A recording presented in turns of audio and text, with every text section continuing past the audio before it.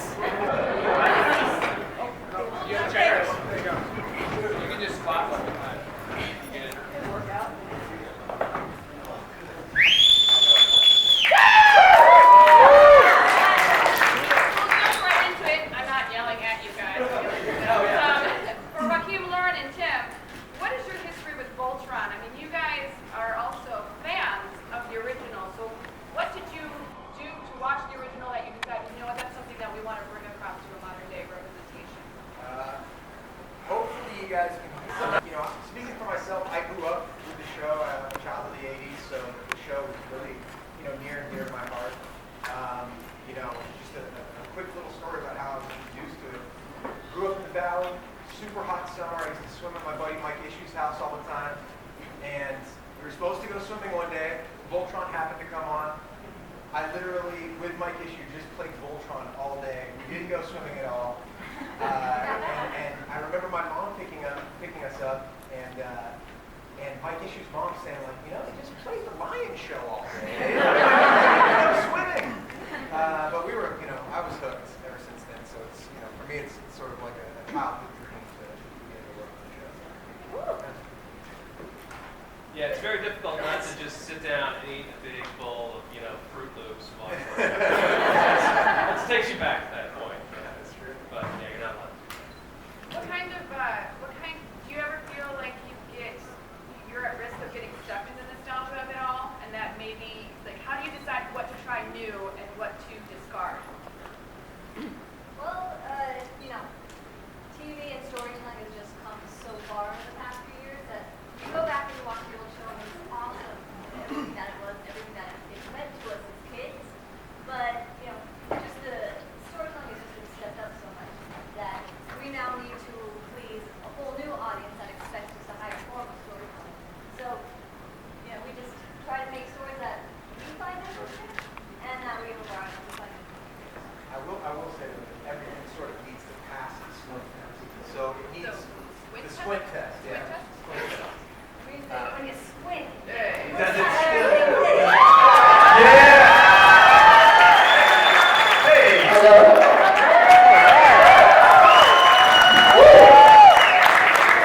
There we go.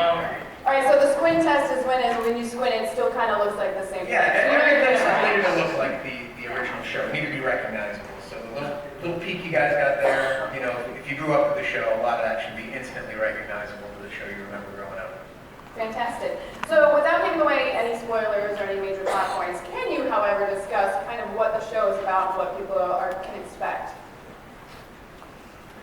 I know, Yeah. tricky. Well, we've got 5 lines, and they form one giant robot.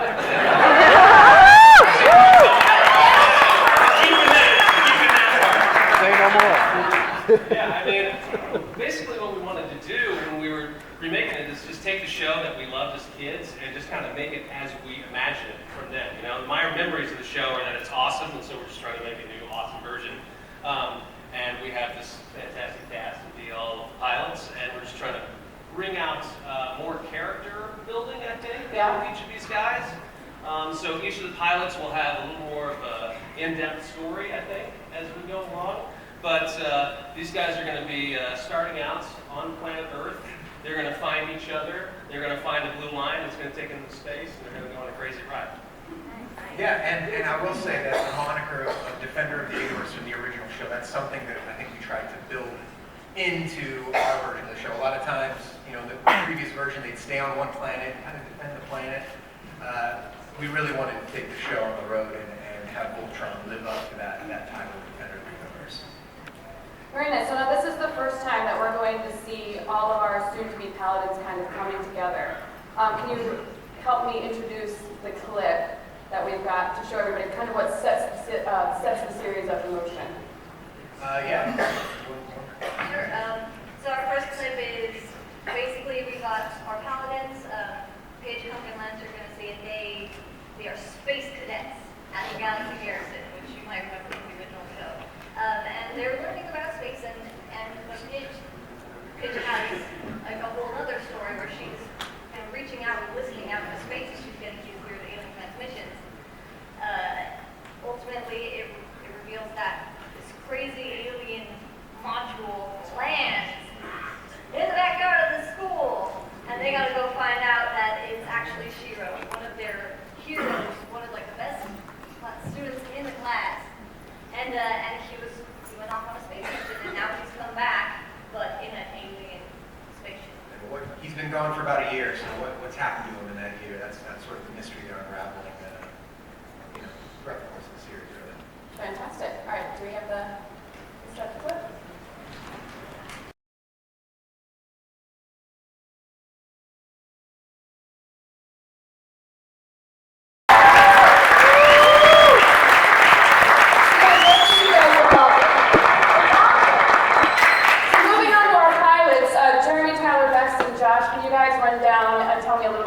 Character and the lines that you pilot.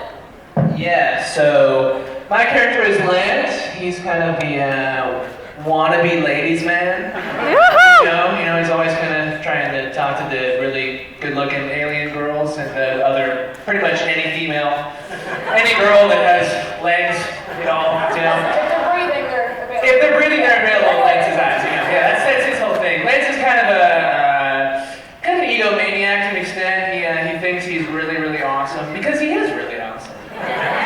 Yeah, and so he definitely has to learn how to work better in a team setting with everybody going forward and kind of figure out his place and everything. And he kind of clashes with Keith, obviously, a lot. Keith is played by the awesome Stephen Ewan from The Walking Dead, if you guys like that show. He's awesome. So, yeah. So that's a little bit of Lance. And Lance pilots the Blue Lion, which I guess is the kind lion, which is why it accepts kind of a jerky guy like Lance. Yeah, he's kind of a kind lion, yeah. Well, I play Paige, and Paige he's a little bit younger, and he's got this really interesting thing where he's kind of snuck in to find his family. So he's got this whole ulterior motives and everything. He wants to be doing this to find his missing family, and then he gets kind of thrown into everything. He's really, really into everything technology. Like, if it's human, it's hard. If it's technology, he loves it. And so, you know, I can understand that. But the Green Lion is all about intelligence and bravery, and so I think that's why Paige connected is the technology. And just to add to that, Page's family was on the mission with Shiro. Gone for a year. Shiro comes back without Page's family. Paige is on the search for a family. Boom. All right, so I I play Shiro. And, Shiro is the team leader. I've got a quick question. Did you do your hair on purpose because of... I just noticed that. Would it be really sad and pathetic if I said yes? No, it'd be awesome. I actually thought you were going to go even farther. I thought you were going to dye the front line. I was thinking about doing it, and then it just never materialized. I was going to do it. But yeah, so like Joaquin was saying, Shiro was captured while he was on the mission, and so he's been gone for like a year. He comes back with this robot arm, and he's got a lot of information in his head on how to fight the Galra, but the only thing is that there are a lot of gaps in his memory. He doesn't really remember a lot, and so there's a lot of weird flashbacks that he has. He's not really quite sure what is happening, but he was the best pilot at the garrison. Everybody looks up to him. He's the guy that can basically wrangle all of these guys' personalities and get them to focus so that they can actually work as a team and form Voltron. And Shiro pilots the Black Lion. He is the head. He's the decisive head of Voltron, and the Black Lion needs a pilot who is a born leader, somebody that everybody is just going to follow without question. And the cool thing about the Black Lion is that he can only be freed when the other 4 lions are found.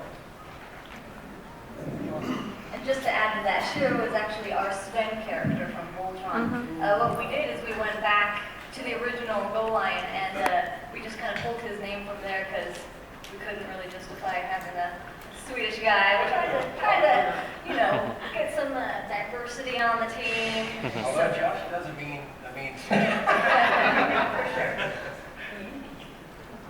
So my name's Tyler Levine, and I play Shiro in the show. The de facto leader of Voltron. There's been some minor discrepancies, some squabbles amongst the cast. Who is the real leader of Voltron? But I believe you can't walk without a leg. Sorry. So who needs a head? I play Hunk. That big, lovable hunk of burn love over there. My character is a very reluctant pilot, I would say. He's a mechanical whiz, cannot physically handle flying. So if you're squeamish and you don't like watching cartoons vomit, I suggest you don't watch the first 5 episodes. I do a lot of that. In things and outside of things and on things. But no, he's sort of the I would say the mechanical sort of whiz of the group who I guess really is Lance's buddy right from the beginning, kind of goes wherever Lance goes. Exactly. Yeah, Very much homies. They're tight, we're homeboys. We're intergalactic homies. And kind of goes along for the ride with these guys and uses his mechanical know-how along the way, again, intermittently in between vomiting sessions, and is routinely scared out of his wits, but goes along with this because I think he believes that there's a bigger purpose, and once they start to figure out their roles within the Voltron, he really starts to, no pun intended, find his footing, and starts to believe in himself a lot more, get a lot more confidence, and the Yellow Lion's sort of main trait is this sort of armor, this physical, he's a bit of a brute, right? He can withstand a lot of punishment and beating, can dole out a beating, and I think that's sort of what Hunk is realizing that he's good for too. So that's my character. So technically, you need 5 paladins. So where's Keith? We got a little surprise for you guys. Hey WonderCon, I'm very sorry and sad that I can't be joining the cast and crew to show you guys a little bit of Voltron, Legendary Defender. I'm very excited for you guys to see this show. We've been working so hard on it, and Joaquin and Lauren have created something so amazing and so great that revisits something that I really loved in my childhood. I have the honor of playing Keith, who gets to pilot the Red Lion.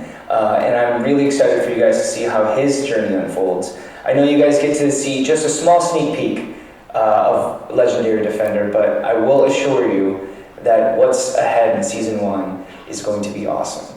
So enjoy, and thank you so much for your support.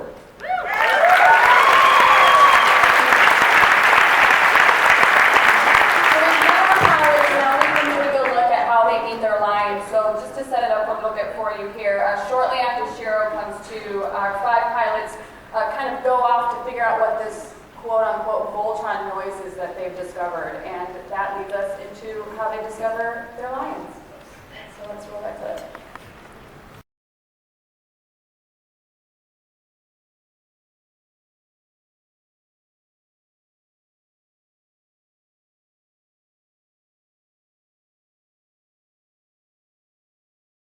And I was just joking, and I was like, oh, I'll read in, his lines while he's out.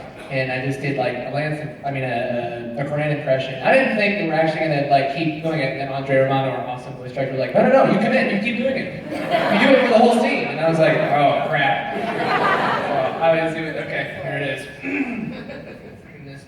Lance! What's if the fish neck can take your eyeballs out? Spot on. The Castle Lions, it's pretty great. I've awesome stuff going on in and around here. It's not exactly right, but it's pretty close.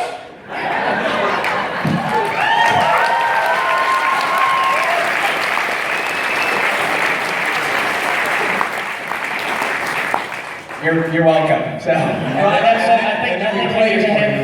think we played it for you, and you were like, what was that? I'm angry. This is me angry. I think we need to have a Voltron meeting. That is already kind of open to the panel. I'm going to open this all up to the panel. What is new and special with Voltron Legendary Defense that fans might not have seen before? I mean, again, this thing needed to kind of pass the squint test so fans of the original series could obviously latch onto it, but I think the idea is that, when you watch a show like this growing up, you sort of fill in the gaps that aren't necessarily there. Nostalgia, plays a huge part of it. So I think we were really just trying to fill in a ton of the gaps that weren't necessarily there in the original series. So every character in this show has a backstory and a motivation that matters. Things like the Robies that were sort of, kind of disposable bad guys in the original series.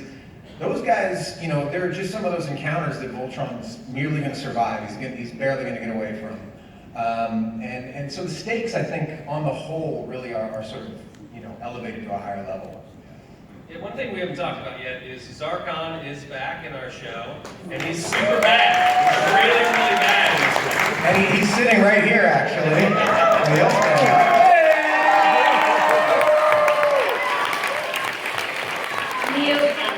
Kaplan. He's really, really scary. It's creepy hearing him talk sometimes. Yeah, his voice rattles your bone. Just like switch. Don't ask him to do the voice for you, though. He won't do it.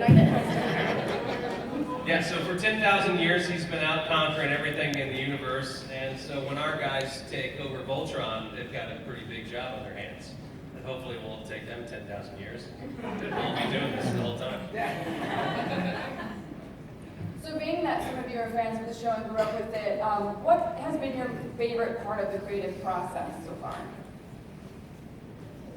Really, it's just, for me, it's been just revisiting these characters that, I loved so much as a kid, and now we get to kind of take them, into our own hands and mold them a little bit more and make them into, what we remember them being when we go back and, we scoured the old series in preparation for this, and we even went back and watched all of Go Lion, and, even between Go Lion and Voltron, the characters had different personalities, and so we had kind of this awesome, vast range of stuff to pull from. We got to look at Go Line, we got to look at Voltron, and we could kind of cherry pick the things that we like best from each of them, and then make this show, which is a hybrid of Voltron, Go Line, and just everything that we love and we want to bring to it.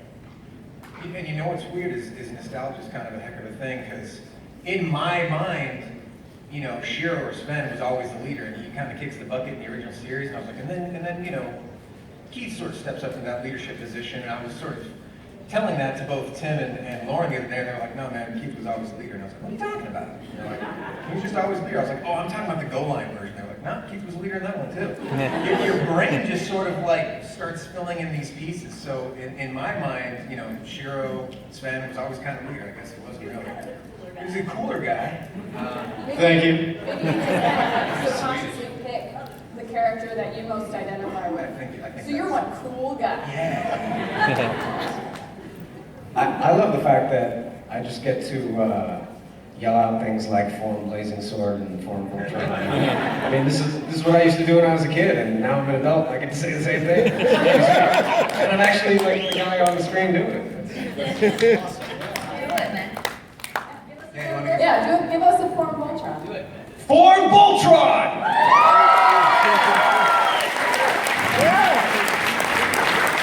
Form Voltron! Thank you. That was just showing some of my range. I don't always talk like that. This is, I go deeper, so don't worry about that.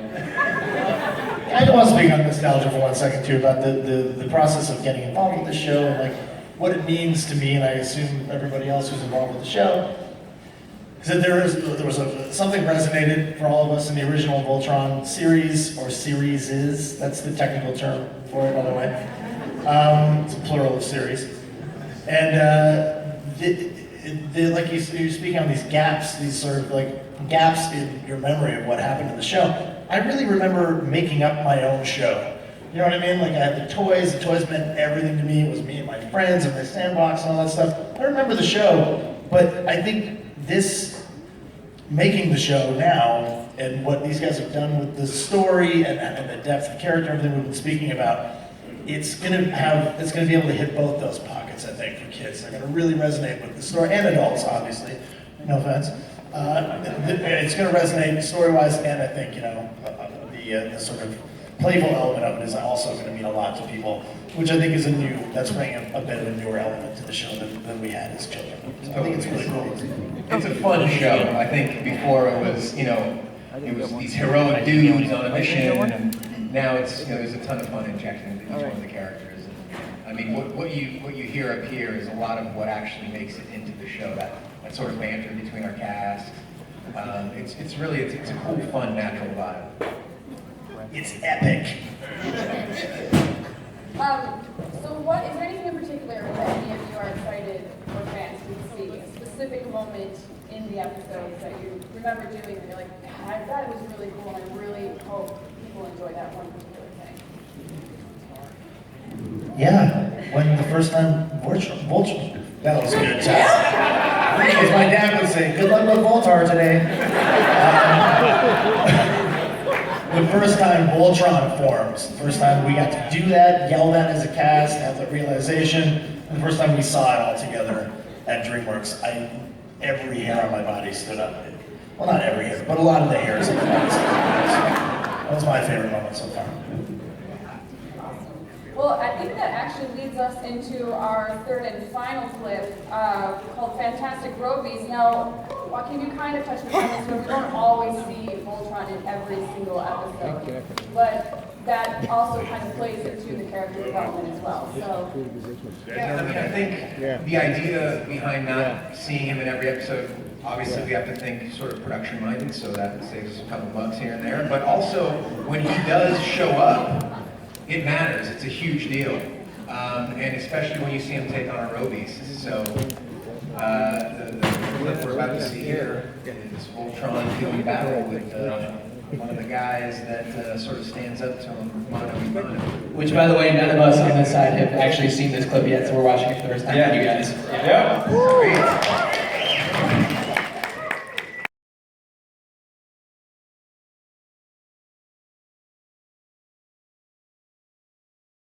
questions, start raising those hands now because we are short on time. With that, I want to make a quick quick announcement that Mighty Fine has 2 Voltron t-shirts for sale in booth number 1003. And the artwork that you guys were just handed during the panel is also a WonderCon exclusive, so you can get those signed by Joaquin and Lauren and supervising producer Ki-hyun Ryu. Thank you. Tomorrow is the main hall at booth 2458 from 1 to 2 p.m.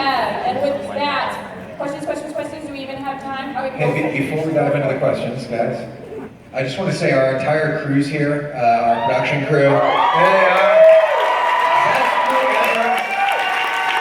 Everything you guys see up here on the stage because of their hard work. A round of applause for them. They're awesome. And we're of course working with Studio Mir, who we have a long history with from working on Korra and Avatar. So big.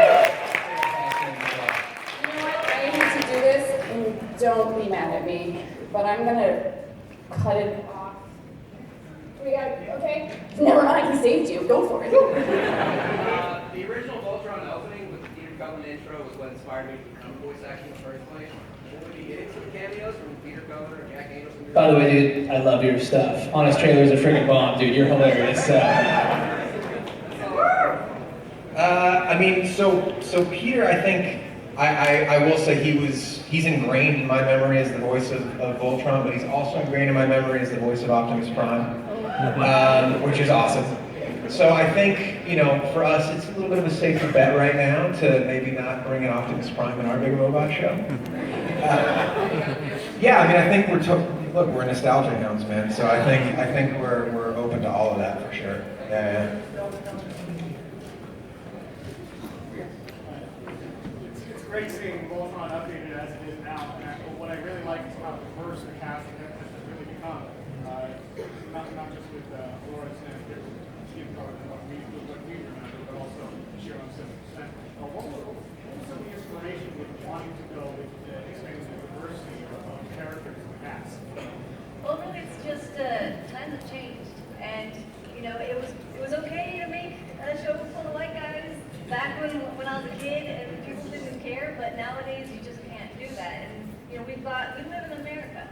We've got every type of person here, so let's represent them and let's let them see themselves in this show.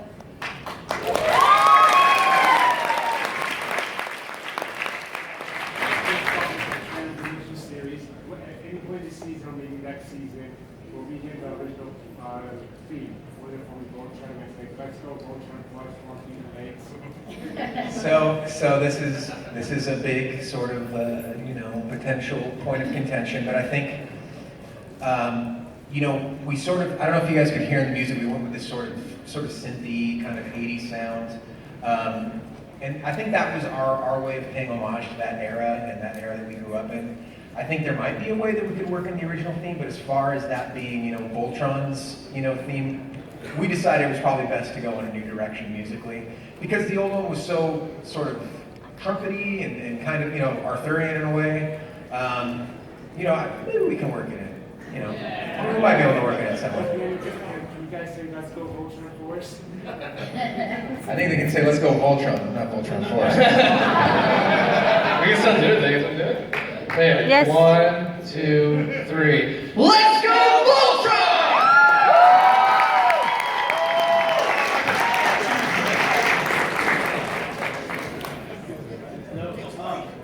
I'm a fan from the original show, the 80s show, and just like I grew up with Voltron and stuff, you know. And you talked about filling in the gaps from the original show. There were some huge gaps. There was 2 Voltrons. Right. There was a vehicle and a lion. There were actually 3. There was one with the 3 robots. Oh, Josh have those toys. A deep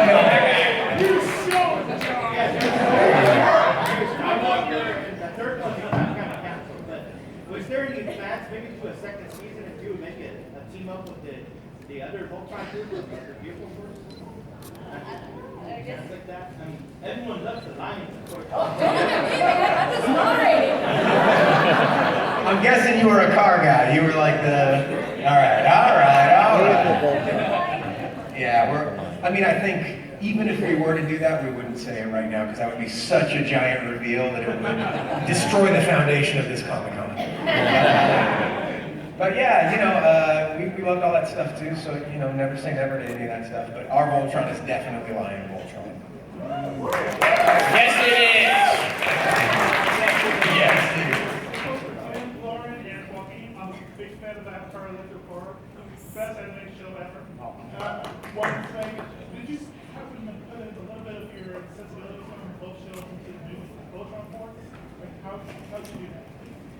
Well, Tim is just hilarious, so he brought all of his funny from Avatar and Korra straight to Voltron, and that's why we have all this really great humor in it. We have a lot of crew from Korra, not just us. Yeah, Josh Hamilton and May Jim, both writers on the Avatar franchise. So they bring some sense of Voltron. And yeah, a lot of the sensibility will be in there, that kind of epic storytelling. We definitely want to tell a rich story. We want to really develop these characters and bring them on a long journey. And so we're going to do all of that in this. Yeah, honestly, I'm like a really big Avatar, Last Airbender Korra fan, and definitely recording it. Yeah, definitely recording it. You definitely get the same feel of that. It's that awesome mixture. Definitely having these really epic action sequences and really serious, dramatic moments with the characters and actual character building. But then very greatly coupled with a lot of awesome humor, and it's balanced very, very well, which is a really hard thing to do. It's very difficult to do, but they balance it extremely well. It's a tough balance. And on the art side, we just basically brought our whole core. Everybody, the majority of the people sitting over there are. All worked on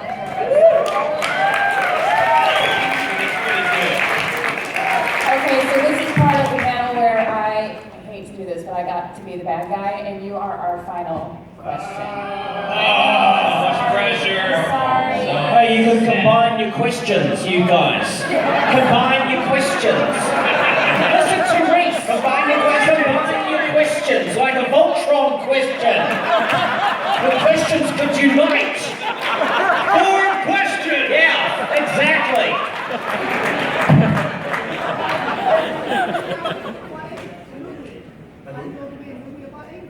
Is there going to be a movie about it? And also,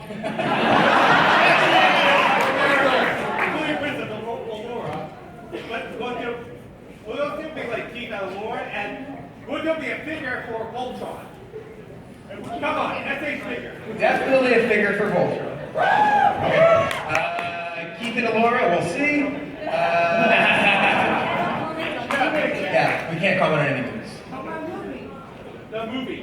The movie. Yeah. The series is just about to come out. Yeah. Are you happy with that? What a movie for? It's going to be on Netflix. 13 episodes. If you watch a few episodes in a row, it's like